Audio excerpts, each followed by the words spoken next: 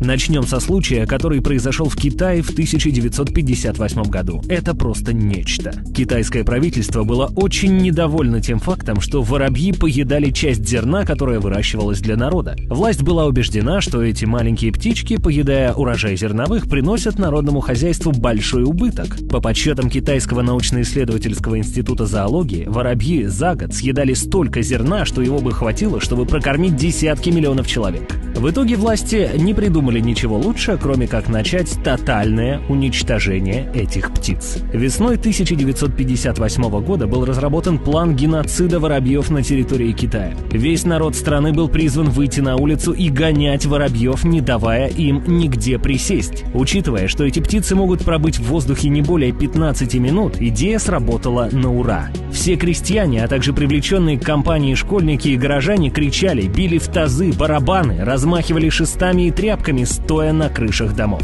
Воробьям негде было укрыться. Утомленные птицы падали на землю замертво, чего и добивались участники действия. На показ выставлялись фотографии с горами мертвых воробьев высотой в несколько метров. Ребята делали лестницы, чтобы сбивать гнезда птиц, и били в гонки по вечерам, когда воробьи возвращались домой на ночлег. Количество погибших пернатых поражало воображение. Только взгляните на эти кадры. Это все мертвые воробьи.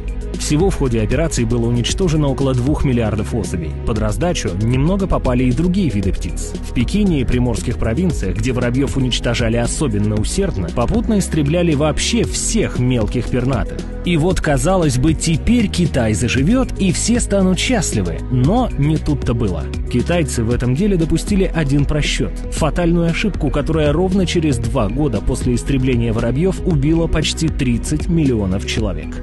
Вы не ослышались. 2 миллиарда убитых воробьев стали причиной смерти 30 миллионов китайцев.